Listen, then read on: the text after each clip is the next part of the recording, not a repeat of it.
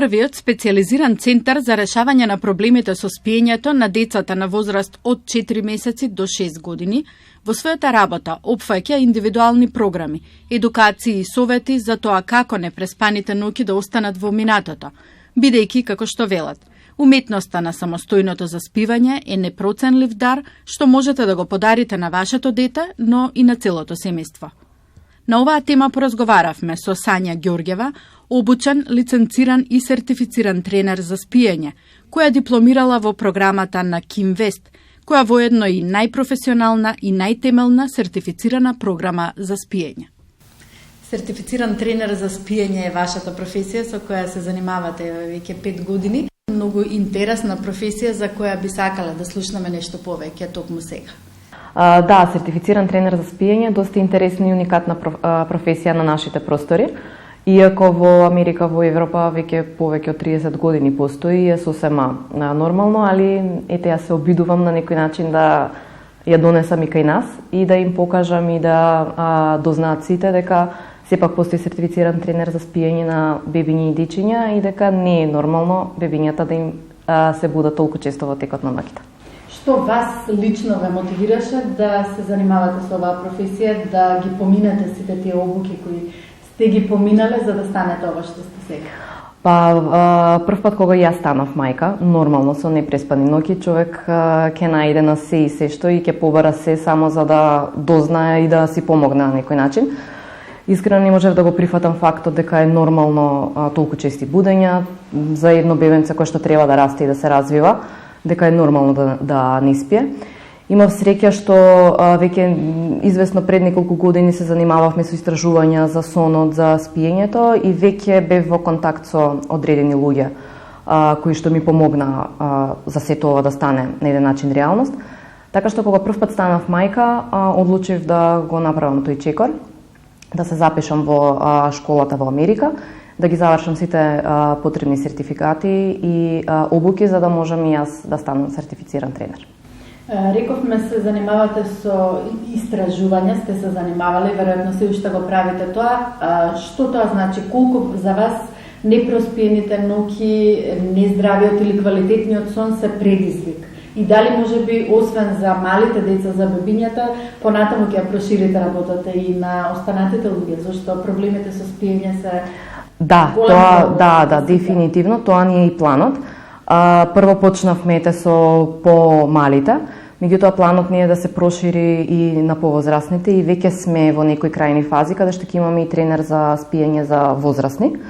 Значи, реално е многу голем предизвик, меѓутоа од друга страна е многу убава професија и многу убава работа кога ќе видиш дека помагаш не само на бебенцето, туку на целата фамилија да си го вратат сонот и да бидат наспани, бидејќи спиењето е и така важно.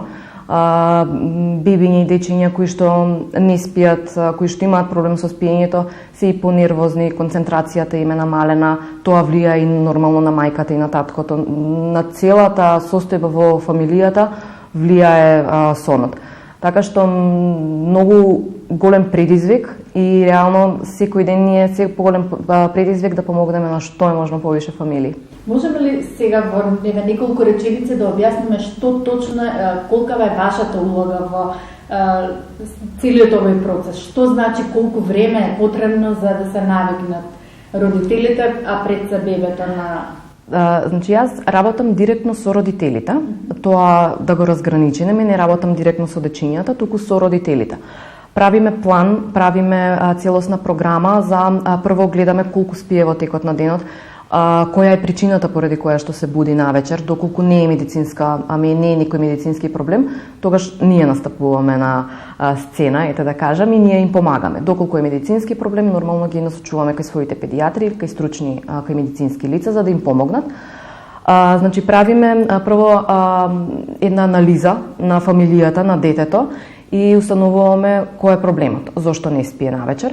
Доколку значи после гледаме да го средиме, најчесто децата кои што не спијат навечер имаат потешкоти и со дневното спиење, најчесто многу малку спијат, бидејќи нели многу често родителите ги оставаат будни преку ден со надеж дека ќе спијат навечер, али тоа е погрешно. Така што го средуваме целиот дневен распоред и ред И последна фаза е фазата во која што избираме метода, тренинг метода со која што ќе го научиме детето да заспива само, да се одвикне од навиката која што ја створило за заспивање, дали цицање, нишкање, пиење млекце, било што. Го учиме да си заспива само во своето креветче за да може да ја преспие целата ноќ. Доколку има потреба од одвикнување на ноќни подои или на пиење на млекце во текот на ноќта, и тоа го вклучуваме во програмата. Значи правиме, да кажеме, еден целосен 24 часовен ред и распоред на децата и метода со која што ќе ги научиме да заспиваат сами.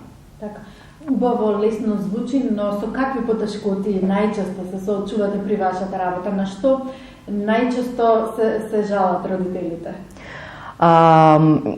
Не е лесен. Значи, тренингот и програмата и издржувањето не е лесно. Тоа трае, тој процес кој што 2 недели трае, значи не е многу долг процес. Меѓутоа, сепак треба да се направи една мала жртва за да се започне со тренинг. Прво, важно е месец дена да не имаат патувања, да останат овде, да се посветат на тоа. Важно е во тие 2 недели додека трае тренингот да се посветат целосна промена на дневниот распоред. Тоа значи некогаш промена на навиките на родителите, бидејќи тоа значи дека ако децата до тогаш заспивале до 11-12, сега треба да заспиваат во 7, во 8 навечер. Значи, целосна промена на целиот распоред на фамилијата настанува и тука на еден начин, да кажам, прават и жртва родителите. Меѓутоа, се е тоа за доброто на детето. Секако во секој случај кога ќе се започне тренингот, првата вечер, посебно првото успивање, секој тренинг е пропратен со плаќање. Значи, тоа е едно нешто што и такако им паѓа тешко на родителите.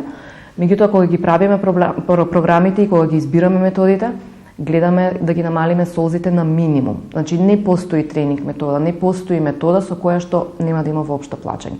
Бидејќи тоа е навика која што детето е стекнало, заспивало долго време на тој начин и сега одеднаш треба да научи да заспива само. На еден начин плаче затоа што не знае што треба да направи. Али со нашите методи родителот е цело време покрај детето, значи во ниеден момент не го напушта детето да излезе од соба, па да го остави детето да се исплаче и да заспие. Напротив, цело време е тука родителот, реагира на плачењето, го утешува, го зима, го смирува ако е потребно и така натаму. Али во секој случај тој момент може да им биде проблематичен на родителите. Така. При доаѓањето забележавме дека имате преубав работен простор, имате специјална соба за едукација која верувам дека сега не е во функција со оглед на пандемијата, па за крај би сакала да кажеме на кој начин како доаѓаат луѓето до вас, како дознаваат, како се информираат и како ги добиваат всушност сите насоки и совети. За жал, како што кажавте, целиот простор не можеме да го искористиме сега ради пандемијата, иако идејата беше покрај тренинзите за спиење, да имаме и групни едукации, јога за трудници и ред други активности кои што беа предвидени. Меѓутоа, од март месец сме затворени и работиме исклучиво онлайн. Во нашата работа, онлайн работењето не представува проблем, бидејќи јас работам со родителите. Значи, се функционира онлайн. Ми ја праќам програмата онлайн, сите состаноци, сите консултации се одвиваат онлайн и реално не е никаков проблем. Така што сега за сега со тренинзите сме во ред, а сите други активности кои што ги планиравме ќе почекаат во подобри времиња. Не е важно дали спиете во ист кревет со вашето дете или делите соба со него, дали го доите или не. Нема да бараме од вас да престанете со тоа доколку вие не сакате, ниту пак ќе ве осудуваме за вашите избори.